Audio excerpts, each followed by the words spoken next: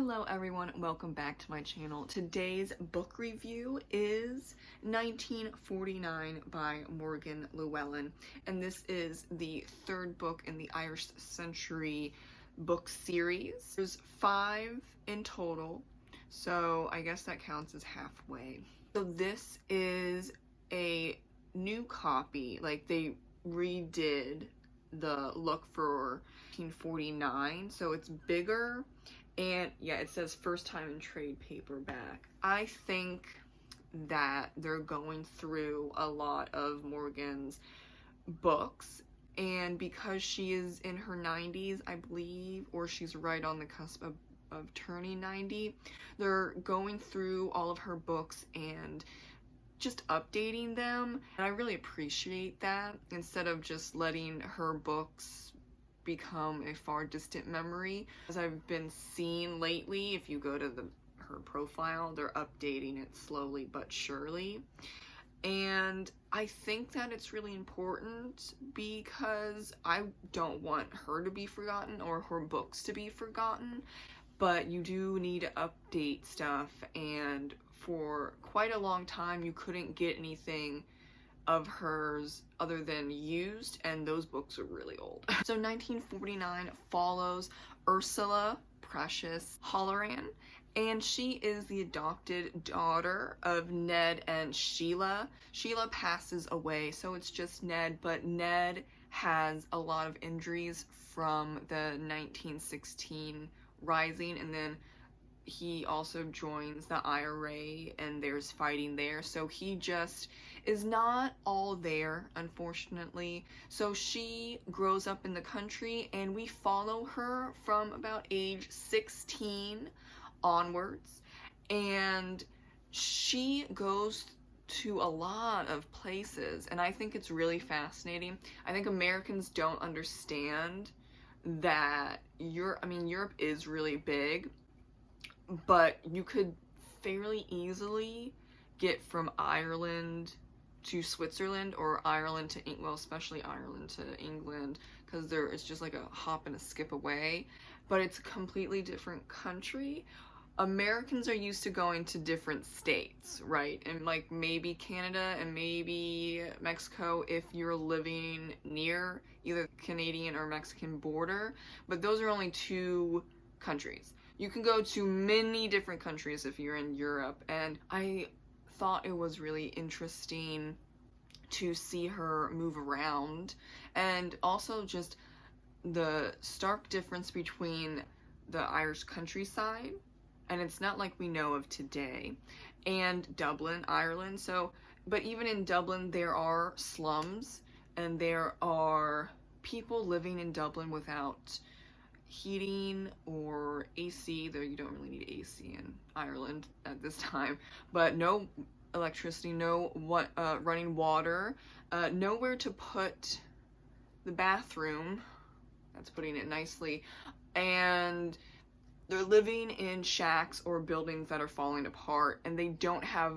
enough food, and they don't have clean water. And that is especially true in the country, and that is not true anymore.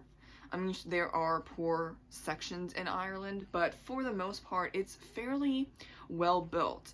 But right after the independence for the majority of counties, minus 6 counties in Northern Ireland, it was very poor. It was barely hanging on, and especially going through World War II, Ireland was neutral. I do agree that at that time when the majority of counties gained independence, they could absolutely have not done as well as they did if they joined World War II.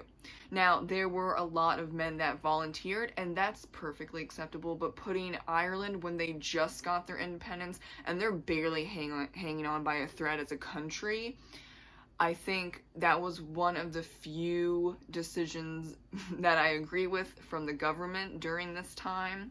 People in this specific time period very happy, the majority of them, that they were free from English rule, but now you have to struggle with the fact that are now separated, other than Northern Ireland, from Great Britain, and we're our own country now, and what do we do to make it better for everyone, or the vast majority of people, but the idea was for every Irish person to live a successful and healthy life, because we can't and we don't want to ask for help for England when we just separated.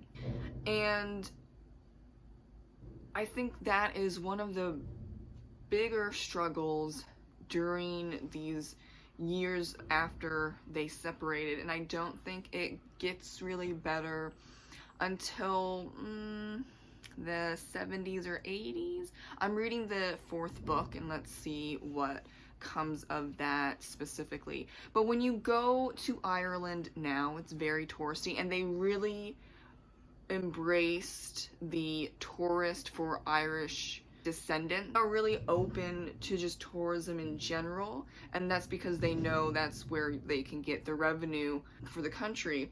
And I'm interested to see when that really takes off, because they mentioned it and they're starting to try and do that in 1949, the government.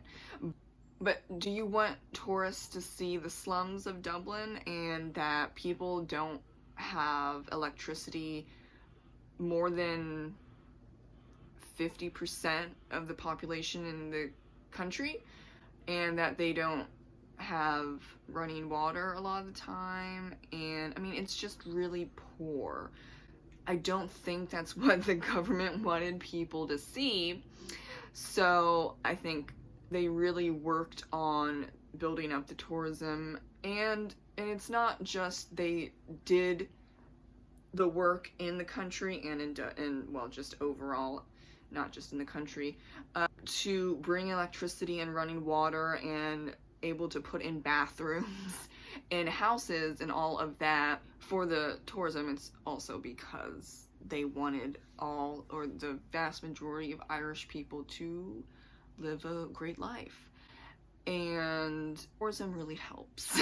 That's pre-COVID, they were making millions, like double digit, triple digits of just tourism alone. Like, that history of tourism alone is really fascinating for Ireland. It was like the what was it called, like the Irish Renaissance revival, something along those lines, that the Irish government was really pushing for around this time. Well, it started in the early 20th century to gain attention to Ireland and the fight for freedom, and then it turned into, it still was that for quite some time, but also turned into, how do we help keep Ireland on its feet to come back to the homeland type of thing, which I felt it when I was 18, when I went to Dublin for a few days and a few nights. Fantastic city. I need to go back. So their strategy works fairly well, even to this day in 2022, though I went in 2011 after I graduated high school, but still going strong. I think it, of course, dipped in during COVID, but I think they're bringing it back, just like every country that's really known for tourism, bringing it back. Now, I gave this book 5 out of 5 stars. I probably should have mentioned that earlier, but you could just basically bet that anything Morgan Llywelyn is going to be either 4 or 5 stars. I have only given 3 stars to 2 books of Morgan Llywelyn, and nothing lower than 3 stars, and that's a very rare occurrence for Morgan, because she's my favorite author. You win some and you lose some. It happens. She has a big backlog. You can't always write a 5-star book. This one is definitely a 5-star book. I was really excited to read about Ursula because she's one of the very interesting and rebellious and very smart characters in this series, and it's interesting to get a woman's perspective because around the 1940s, the government went very hardcore with Catholicism, and there was a great chunk of Irish history during this time period maybe like a few decades. It's pretty well known, where it's extremely patriarchal. It's all about Catholicism and sin, sin, sin. Everyone's sinning. You need to stop sinning. It was like the key word for the citizens of Ireland, especially for the women. There was like a law about how if you're married, you can't work, because the government wants women to raise very Irish and Irish Catholic, I should say, very Irish Catholic children, so they become very Irish Catholic adults, and the women's places in the kitchen. So glad I wasn't born during this time, because I would be pissed off, especially when prior to that particular government in the 1940s onwards, though actually like a little bit in the 1930s as well. Before like 1920s, especially during 1916, the rebellion, Easter Rebellion, Easter Rising. I say rebellion, it's like whatever. There were quite a few women that were volunteering for the army, and there were a few women that were at the Easter Rebellion in 1916, and then it was very much going back to the Celtic paganism era, where women, if you wanted to, you could be a warrior and you could be part of the army. And that's well known. It's one of the very few cultures, the Celts, but specifically Irish, where women fought. And it was not a problem, because the Celts were fairly equal considering the time periods, like even before Julius Caesar, there were women that were fighting. They were going forward with the idea that women are equal once again, and yes, you can join the army, and yes, you can be part of the 1916 Rising. But then when the very ultra-Catholic and patriarchal government was put in place, yeah, that didn't go forward. It stopped completely, and now you have to cook and clean and be a mom, and you can't work because you're a woman.